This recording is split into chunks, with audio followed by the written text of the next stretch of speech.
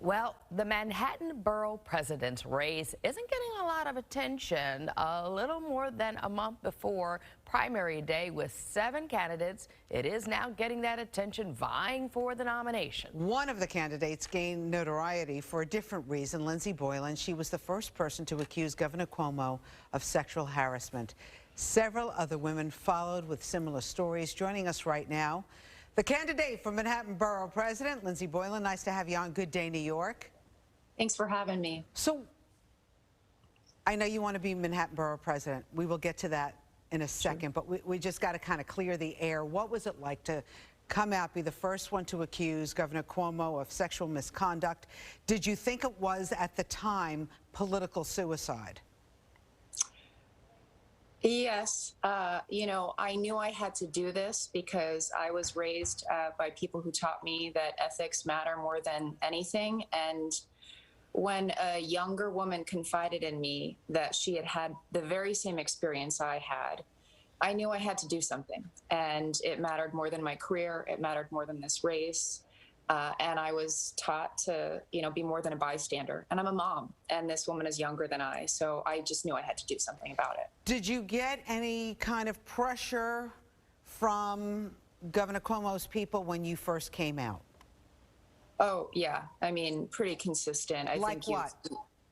I was smeared in the media. I had indirect contacts reach out to my campaign staffers to try and get them to, be afraid to work for me. I had former colleagues reach out to me and ask me if I really wanted to do this. So it was pretty direct, and I think it just speaks to a pervasive environment where we've had an abuser as governor with really unchecked power, and that in itself needs to end. What was it like, though, for you as a young woman during that moment? I know that you had texted your mom saying that he was creepy, saying things inappropriate, that he had a crush on you. But you still stayed with things, and you even talked about that you were a little shocked when he kissed you as you were leaving the meeting. Yeah.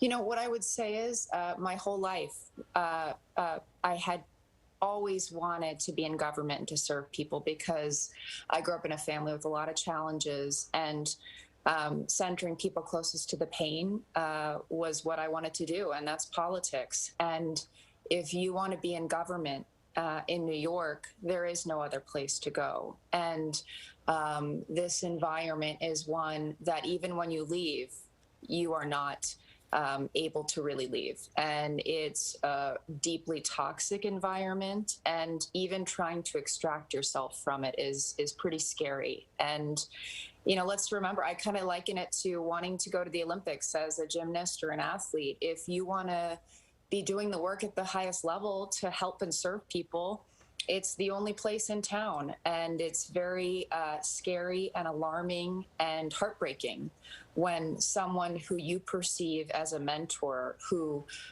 you perceived and put on high, is actually systemically abusing people who work for him. And that is an incredibly complicated feeling to contend with, and I'm sure I'm not the only woman in the world who's faced that in the workplace and in life. Would you want a dialogue with the governor? Would you want to be able to speak with him about all this? No, I mean, I think we see on a daily basis that what he does is lie and try to diminish the truth, try to pretend that proof from any number of women doesn't exist. This isn't a person who knows how to be honest. What I would like is for this governor to be held accountable, which I have faith in the system and these investigations to shed light on the truth. How do you handle critics who think that you use this as a leg up to get your name out there, to distinguish yourself and, a number of people running for Manhattan Borough President? Sure. I ran for office a year before this, and this was never a factor in the conversation. this is an incredibly difficult experience, I have to say, for those who haven't been through something like this.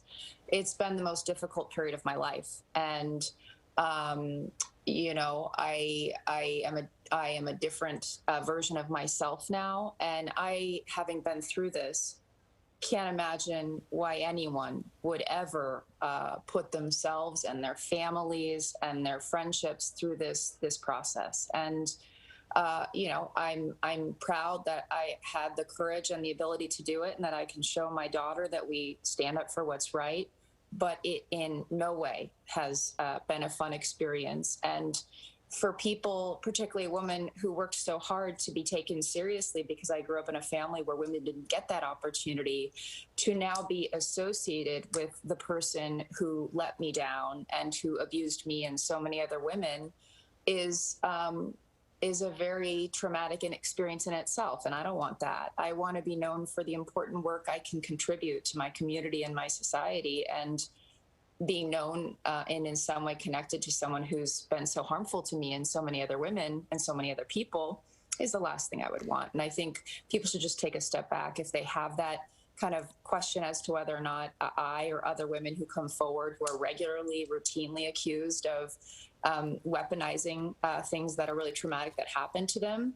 Just think about how hard it must be to come forward, and how society hasn't evolved to a place where we accept and support survivors writ large. So this is not a fun experience, but if I can somehow push forward and help make it easier for other people who have suffered in similar ways to come forward and to change society, then so be it. And I will be proud in the final analysis. If this were the last day of my life and I did this work, even as difficult as it's been, I would be very proud of myself, and I would be proud for my daughter to know me this way. All right, we need to know why you want to be the president, the borough president of Manhattan. I mean, you got a tough job. You know what's going on with crime. You know what's going on with the mayor and the governor.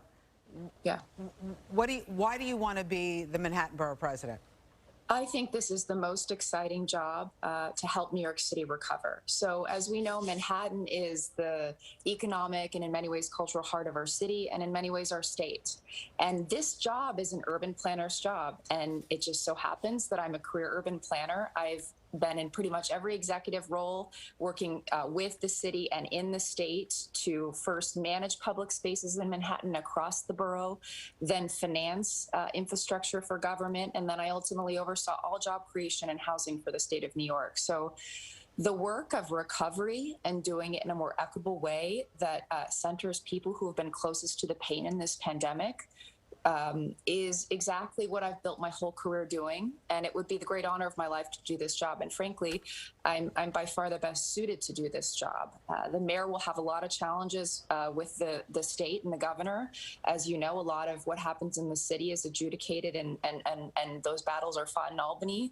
We need someone who's going to be dogged about Manhattan, its recovery, and making sure that this is a livable place, and the place that every industry from tourism to the life sciences to tech to finance, all things come back, and that we rebuild in a way that is more responsive to people's needs and inequality in the climate crisis. So I've been preparing my whole career for this job, and there's no one better prepared to do it. And I think, as an aside, as the leading woman candidate, this is a time where women have been set back decades in terms of our careers. So I think this is the right time, and it would be the great honor of my life to do this job. Is there a particular candidate, mayoral candidate, you'd like to work with? Because I'm guessing it isn't Scott Stringer. But yes, definitely not Scott Stringer. But I will be I'm a professional, and I will work hand in hand with the mayor. New York City deserves leaders that can put their egos aside and work together to help the city recover, and the state. So whatever leaders are in the governor's office and in the mayor's office, I will do the work to make sure Manhattan is centered in the recovery. Yeah, we need some help around here. Thank you so much, Lindsey Boylan. Thank you. Candidate for Manhattan Borough President. We appreciate you coming on Good Day New York.